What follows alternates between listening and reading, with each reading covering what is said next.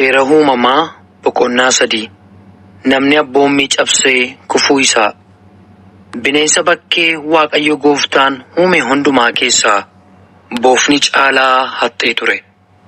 Innis dubartittiidhaan, dhuguma Waaqayyo ija mukeettii iddoo dhaabaa kana keessa jiran hundumaarraa hin nyaatinaa isiniin jedhe.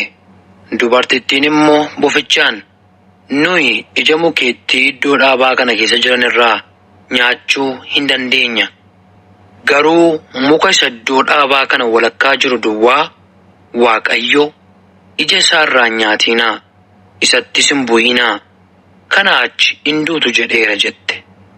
Bofichi immoo deebisee dubartittiidhaan, hin duutan, isin ija mukichaarraa yeroo nyaattan iji keessan akka banamu, hamaaf gaarii beekuudhaanis akka Waaqayyoo akkasiin taatan Waaqayyoon beeka jedheen.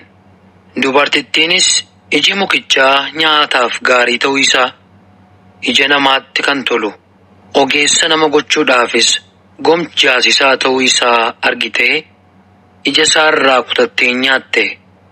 Abbaa manaa ishee isa ishee wajjin tureefis immoo hin laatte.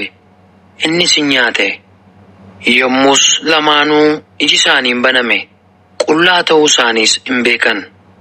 Kana irratti isaan baala harbuu walitti huluqqisiisanii marxoo isaa hojjetatan. Kana booddee namichiif haati manaa isaa yeroo qilleensi qabbanaa'aan qilleensootti Waaqayyo Gooftaan iddoo dhaabaa sana keessaa utuu adeemuu sagalee dhaga'an.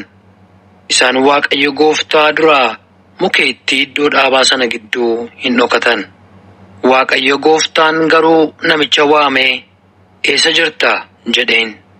Namichis, ani sagalee miilla kee iddoo dhaabaa keessatti dhaga'ee qullaa koo waanan tureef nan sodaadhe, nan dhokadhes jedheen. Waaqayyos, qullaa kee akka turte eenyu sitti hime? Silaa'oo ija mukichaa isaan hin nyaatin jedhe si abboome sanarraa nyaatteeree jedhe. Namichis, dubartittii ishee ati anaa wajjin akka jiraattuuf naaf laattetu ija mukichaa naaf kenne, anis nan nyaadhe jedhe. Yommus Waaqayyo Gooftaan dubartittiidhaan, wanti ati goote kun maal inni jedhe. Dubartittiinis, bofichi na sossobnaa nan nyaadhe jette. Murtoo Waaqayyoo dabarse.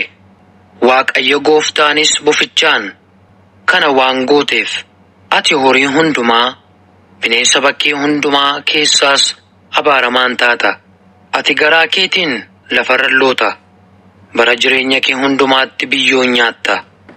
An sii fi dubartittii gidduu, sanyii isheetiif sanyii kee gidduus diinummaa nan buusa. Inni mataa kee hin buruqsa, atis koomee isaa hin iddita jedhe. Dubartittiidhaan immoo, yeroo ati ulfooftuutti ani rakkina kee guddaa nan baay'isa. Ciniinsuudhaanis mucaa hin deessa. Kana keessaa immoo abbaa manaa kee hin hawwita, innis aboosii irratti hin qabaata jedhe. Waaqayyo amma immoo namichaan, ati dubbii haadha manaa keetii waan dhageesseef, ija mukichaa isaan hin nyaatin jedhe si abboomes waan nyaatteef, lafti sababii keetiif abaaramaan ta'a. Atis bara jireenya kee hundumaatti itti dadhabdee isarraa hin nyaatta. Inni qoraattiidhaaf baalaan waraantee siif hin biqilcha. Atis biqila lafaa hin nyaatta. Ati biyyoodha, deebitees biyyoon taata. Ati biyyoo lafaatti waan kutamteef, gara isaatti amma deebituttis dhamaatee dafqitee buddeena hin nyaatta jedhe. Namichi Addaam jedhames haati manaa isaa haadha warraa jiraatan hundumaa waan taateef maqaa ishee Heewwaan jedhee moggaase. Innis jiraattuu jechuudha. Waaqayyo Gooftaan Addaamiif haadha manaa isaatiif uffata gogaa irraa hojjetee isaanitti uffise. Addaamiif Heewwaan iddoo dhaabaa keessaa baafamuu isaanii. Ergasii Waaqayyo Gooftaan, kunoo namni hamaaf gaarii beekuu isaatiin nu keessaa akka isa tokkoo ta'eera. Ammas harka isaa hiixatee ija muka jireenyaa immoo fudhatee nyaachuun bara baraanis jiraachuun isaaf hin ta'u jedhe. Kanaafis Waaqayyo Gooftaan nama iddoo dhaabaa Edeen sana keessaa gad baase. Namichis lafa isa ofii isaatii biyyoo isaarraa kutame sana akka qotu hin godhe. Waaqayyo nama gad oofee karaa isa gara muka jireenya kennutti geessu sanas in eegsise. Isa eegsisuudhaaf bukkee iddoo dhaaba Edeen gara ba'a biiftuutiin kirubeeliif billaa akka ibiddaa boba'u isa gara hundumaatti naanna'u hin dhaabe. Seera uumamaa boqonnaa 4. Jireenya ijoollee Addaam warra jalqabaa. Addaam Hewaan haadha manaa isaa bira ga'e. Isheenis ulfooftee ilma Qaayin jedhamu deesse. Ani gargaarsa Waaqayyootiin nama tokko godhadheera jette. Itti dabaltees obboleessa isaa Abeelin deesse. Abeel tiksituu hoolaa ta'e. Qaayin garuu qottuu ta'e. Guyyaa baay'ee booddee Qaayin wanta lafarraa galfate irraa Waaqayyoof kennaa dhiyeesse. Abeelis immoo hoolota isaa keessaa warra dura dhalatan qalee cooma isaanii aarsaa dhiyeesse. Waaqayyo gara Abeeliif gara qalma isaa faara tolaadhaan in ilaale. Gara Qaayiniif gara kennaa isaa garuu faara tolaadhaan in ilaalle.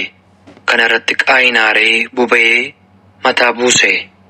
Waaqayyo yommus Qaayiniin maaliif aartee bobaatee? Maaliifis mataa buuftee?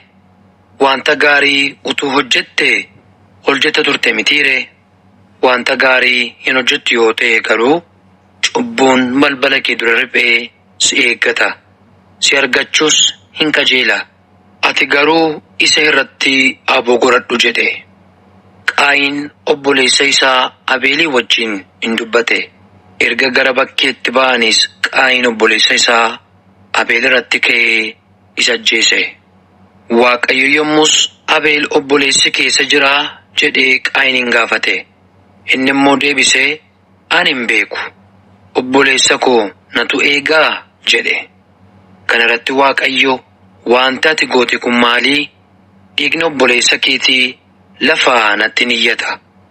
Ammas ati abaaramaadha. Lafa isa dhiiga obboleessa keetii afaan banee akka dhugu goote sanarraa in ari'atamta. Lafa yeroo qottu deebi'ee midhaan siif hin baasu.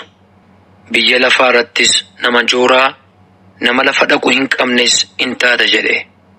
Qaayin deebisee Waaqayyoon adabamuun koo isaanii baachuu danda'u gararraa ta'e. Kunoo ati har'a lafa maasii korraa na ari'atteetta. Fuula kee duraas dhokachuun na irra jira. Ani lafa irratti nama jooraa nama lafa dhaquu hin qabnes nan ta'a. Namni na arge hundinus ana hin ajjeesa jedhe. Kana irratti Waaqayyo akkas miti nama Qaayinin ajjeese irraa gumaan dachaa 7 hin barbaadama jedheen. Kana booddee Waaqayyo namni Qaayinin argee rukute akka hin ajjeefneef milikkitatti godhe. Qaayinis fuula Waaqayyo duraa ba'ee Edeen gara ba'a biiftuu biyyatti jooraa hafeetti gale. Waa'ee sanyii Qaayin. Qaayin haadha manaa isaa bira ga'e. Isheenis ulfooftee ilma deesse. Maqaan isaas Henook jedhame. Qaayin mandara tokko ijaaree mandarichas maqaa ilma isaa Henookitti moggaase. Henook Iraadiin godhate. Iraad Muhaayeeliin dhalche. Muhaayeel Maatushaayeliin dhalche. Maatushaayeel immoo Laamekiin dhalche. Laamek dubartoota 2 fuudhe. Maqaan ishee tokko Aadaa, maqaan isheen kaan immoo Xiilaa ture. Aadaan Yaabaaliin deesse. Inni abbaa sanyii warra godoo keessa jiraatanii horii horsiisanii ture. Maqaan obboleessa isaa immoo Yubaal ture. Inni immoo abbaa sanyii warra kiraara rukutanii fi ulullee afuufanii ture. Xiilaan immoo Tubaal Qaayinin deesse. Warri sibiila boorajjiif sibiila gurraacha tuman hundinuu isa irraa baran. Obboleettiin Tubaal Qaayinis Naayimaa turte. Laamek yommus dubartoota isaatiin yaa Aadaa, yaa Xilaa, sagalee koo dhagaa. Yaa dubartoota Laamek, waan ani jedhu dhaggeeffadhaa.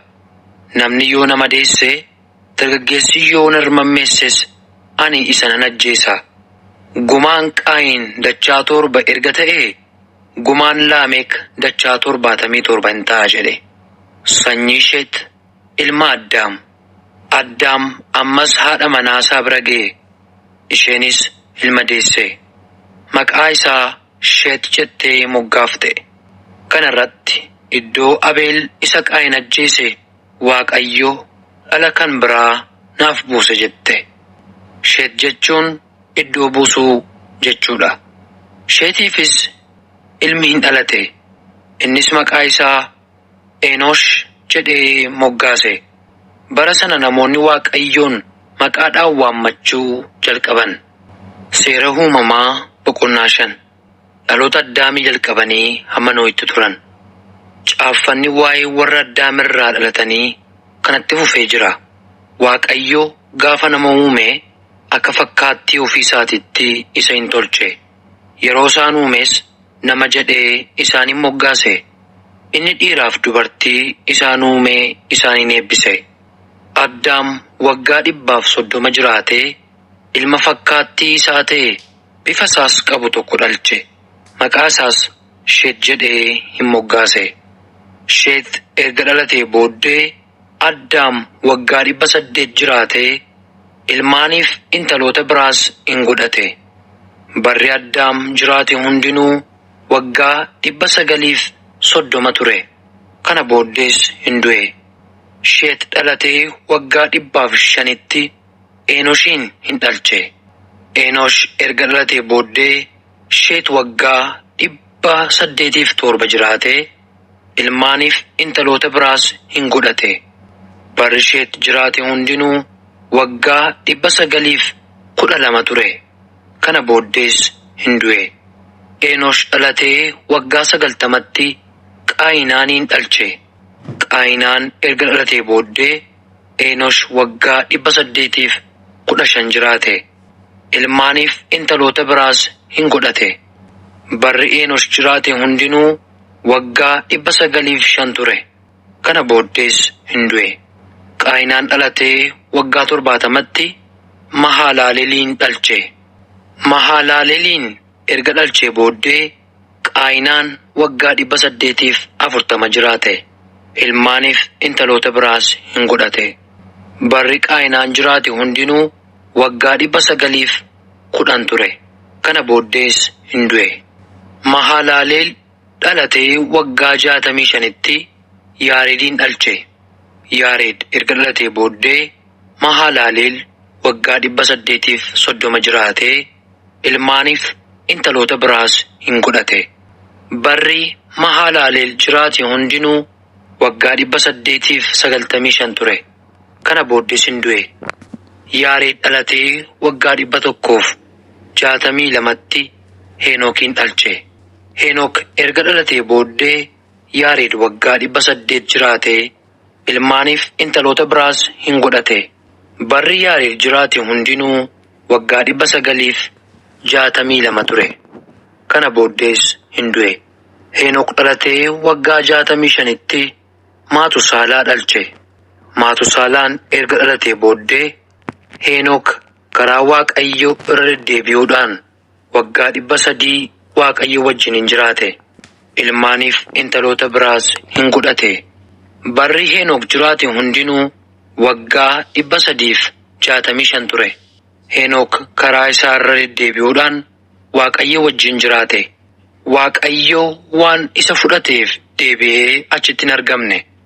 Maatusaalaan dhalatee waggaa 187tti Laamekiin dhalche.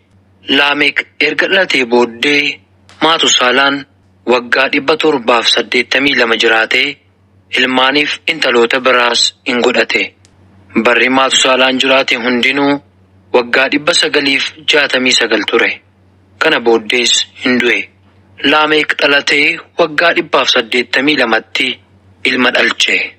Laamekis inni kun hojii isa nuyi lafa Waaqayyoo abaare kana irratti hojjennu isa nuyi harkaan itti dadhabnu kana keessatti nu jajjabeessa jedhee maqaa isaa Nohitti moggaase. Nohi jechuun jajjabeessaa jechuudha. Nohi erga dhalatee booddee Laameek waggaa 595 jiraate. Ilmaaniif intaloota biraas hin godhate. Bari Laameek jiraate hundinuu waggaa 777 ture. Kana booddees hin du'e. Nohi dhalatee waggaa 500tti Seem, Kaamiif Yaafeetiin dhalche.